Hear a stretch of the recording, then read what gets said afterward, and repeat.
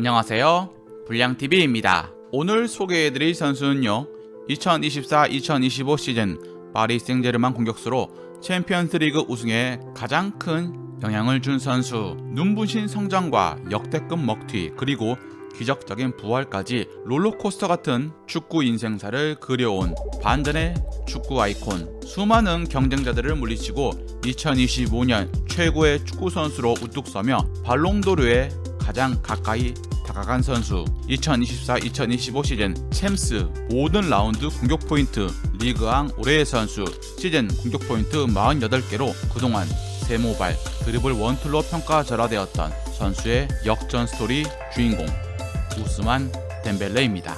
1997년 5월 15일 프랑스 파리에서 북서쪽으로 60km 떨어진 인구 2만의 베르농이라는 작은 도시에서 말리 출신의 아버지와 세네갈 혈통의 어머니 사이에서 아들로 태어났던 우스만 덴벨레. 많은 아프리카 이주민들처럼 덴벨레의 부모님도 더 나은 기회를 찾아 프랑스로 온 이들이었습니다. 덴벨레가 축구에 첫 발을 내딘 건 6살 때였습니다. 2004년 작은 클럽인 에브레에서 시작했던 덴벨레는 13살 때부터 본격적인 재능이 나타나기 시작합니다. 어린 나이부터 축구에 대한 남다른 열정으로 남들보다 더 축구에 집착을 했고, 공부 대신 축구만 생각해 때로는 학업 시간에 축구를 하기도 했죠. 어린 시절부터 이런 하나만 파는 덴벨레의 모습에 부모님도 열렬하게 응원을 보탰고, 덴벨레는 훗날 프로답지 못한 모습 때문에 비판을 받긴 해도 축구에 대한 열정은 항상 넘쳐 있었죠. 에브레 구단의 회장은 어린 시절 덴벨레의 재능에 감탄을 금치 못했는데, 어린 선수가 TV에서 나오는 기술을 금세 따라했을 뿐만 아니라 더미런 같은 고급 개인 전술도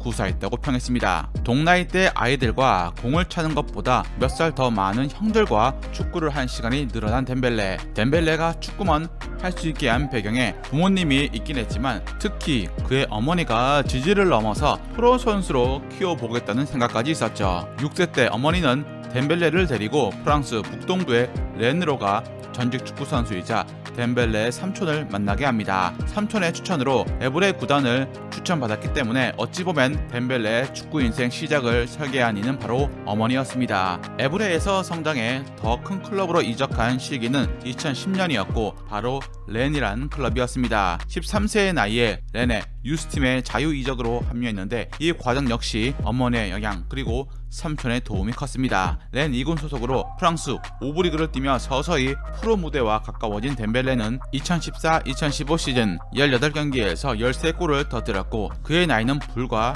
17살이었습니다. 2015-2016 시즌 드디어 그의 첫 1군 성인 데뷔가 다가왔고, 프로 데뷔 2주 만에 리그왕 첫 데뷔골을 신고합니다. 데뷔 4개월 만에 리그왕에서 해트트릭까지 기록했는데, 첫 1군 데뷔해에 리그 12골을 폭발시킵니다. 이러한 활약으로 2015-2016 시즌 리그왕 올해의 영플레이어상은 덴벨레의 차지였죠. 당시 렌의 디렉터였던 실베스트르는 덴벨레를 호날두에 비유하며 자신이 맨유에서 비슷한 나이에 호날두를 봤던 경험을 언급할 정도였습니다. 19살 이 괴물 유망주가 리그 최고의 윙으로 스카우터들의 주목을 받는 건 당연한 일이었습니다. 분데스리가, 스페인 프리메라리가, 잉글랜드 프리미어리그 등 다양한 곳에서 덴벨레 영입을 추진했습니다. 덴벨레의 결정은 분데스리가, 그 중에서 도르트문트였습니다. 도르트문트는 여러 클럽들 중에 가장 먼저 매우 적극적으로 덴벨레를 원했습니다. 먼저 도르트문트의 투엘 감독은 덴벨레에게 출전 시간을 보장한다는 약속을 걸었습니다. 이 팀이 성장하는데 도움이 되는 것이 느껴졌고, 투엘 감독 존재 또한 덴벨레의 마음을 흔들었습니다. 이적료는 480억에 달했죠. 노란 유니폼을 입고 경기장에 나선 덴벨레는 적응이라는 시간도 없이 뛰어난 활약을 펼쳤습니다. 세 번째 리그 경기 다름슈테트전에서 도움을 신고했고, 곧바로 다음 경기 볼프스턴에서 첫 골을 터뜨리며 에이스로 성장해갔죠. 그리고 도르트문트의 준우승 징크스를 날렸습니다. 새 시즌 연속 준우승에 머물렀던 도르트문트가 네 번째 결승에서 프랑크푸르트를 만났고, 덴벨레가 전반 7분 만에 선제골을 터뜨립니다. 만 20세의 선수가 도르트문트에게 포칼 우승컵을 드디어 안겨준 것입니다. 결승 선제골뿐만 아니라 덴벨레는 4강전 라이벌 미넨전에서 한 골 1도움으로 역전승까지 견인해 가장 빛난 선수였습니다. 도르트문트에서 빠른 공격수 오바메양과 덴벨레 조합은 주 공격 방식이었습니다. 오바메양이 터트린 골 중 30%가 덴벨레가 도움을 준 것이었죠. 도르트문트 첫 시즌 덴벨레가 기록한 도움 개수는 20개였습니다. 프랑스 국대에서 이미 연령별 대표팀을 거치던 덴벨레는 2017년 20세 이하 월드컵 참가를 음바페와 불참하게 됩니다. 이것은 이 두 천재는 유망주를 넘어서 성인 대표팀으로 본다는 뜻. 환상적으로 프랑스 리그와 분데스리가를 씹어먹은 덴벨레에게 바르셀로나가 2017년 여름 접근을 합니다. 네이마르를 파리로 떠나보내고 엄청난 돈을 보유하게 된 바르사가 필리페 쿠티뉴와 우스만 덴벨레 영입을 통해서 공백을 최소화하려고 한 것입니다. 바르셀로나의 러브콜은 덴벨레의 마음을 크게 흔들었고 돌문의 훈련장에 나타나지 않았습니다. 이러한 덴벨레의 행동은 오히려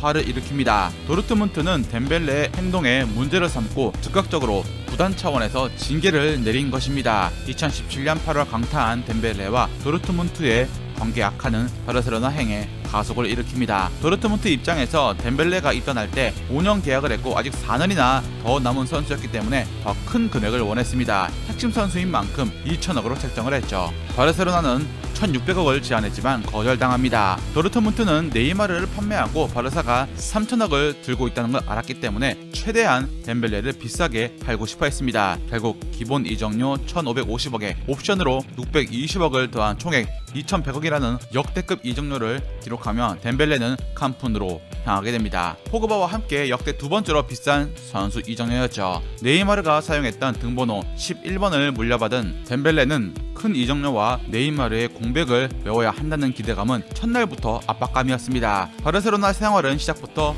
험난했습니다. 2017년 9월 9일 에스파뇰전 데뷔에서 첫 도움을 기록했지만 리그 첫 선발 경기에서 그만 햄스트링 파열 부상을 당해 4개월간 결장합니다. 덴벨레 커리어에 암울한 그림자가 드리웠습니다. 이후 6년간 그는 수많은 근육 부상, 특히 햄스트링 문제에 시달렸고 2017년, 2020년, 2021년에 수술대에 올랐습니다. 14번의 근육 부상으로 총 784일간 경기에 나서지 못해 바르셀로나 역대 최악의 먹튀로 전락합니다. 훈련장에서 불성실한 태도도 도마 위에 올랐죠. 하지만 2021년 사비 에르난데스 감독은 덴벨레와 동행을 원했습니다. 리오넬 메시가 떠나고 믿을만한 공격수가 없다는 점과 측면에서 직선적인 돌파와 하프 스페이스를 공략하는 방식이 사비 감독의 팀 플랜과 맞아떨어진 것입니다. 덴벨레의 연봉은 157억이었는데 삭감까지 했죠. 2021-2022 시즌 덴벨레는 11월에 부상에 복귀해서 리그 21경기에서 13도움을 올리며 도움왕에 올라 부활을 알립니다.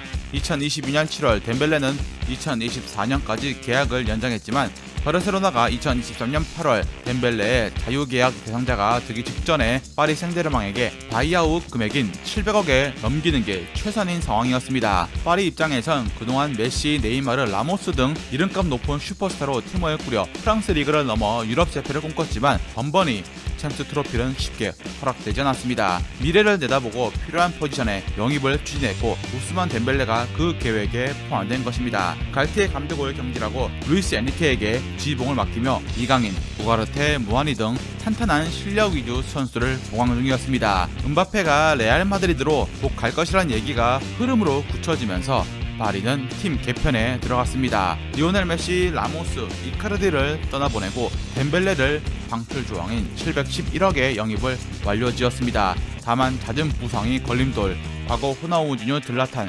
네이마르가 달았던 10번을 부여받은 덴벨레는 엔리케의 신뢰 속에 첫 시즌 우측 윙어로 기용되었습니다. 드리블 능력은 최고인데 동료와 연계보다 개인 플레이에 집중해 공격 흐름을 끊는다는 비판을 받았고 실제로 덴벨레는 파리 이적 첫 시즌 전반기 무득점에 그칩니다. 그럼에도 엔리케 감독은 덴벨레가 도움 4개를 기록하며 찬스 메이킹에 탁월한 능력을 발휘 중이라고 칭찬을 했죠. 첫 시즌 덴벨레는 리그 3골 8도움을 기록하며 파리 생제르맹에서 에이스 역할을 했고 2024년 여름 음바페가 파리를 떠나면서 덴벨레는 음바페 공백을 메워야 할 처지였습니다. 이에 엔리케 감독은 시즌 후반기부터 덴벨레에게 더 많은 자유를 부여하며 10번, 윙, 폴스9 여러 곳에 테스트를 합니다. 그리고 윙어의 바르콜라 두해가 뛰어난 모습을 보이고 제로톱으로 쓰던 이강인의 한계가 보이자 결국 덴벨레가 파리의 가짜 9번 스트라이커로 나서기 시작합니다. 엔리케 감독의 교체에 불만을 드러낸 적도 있는 덴벨레였지만 파리 공격진에서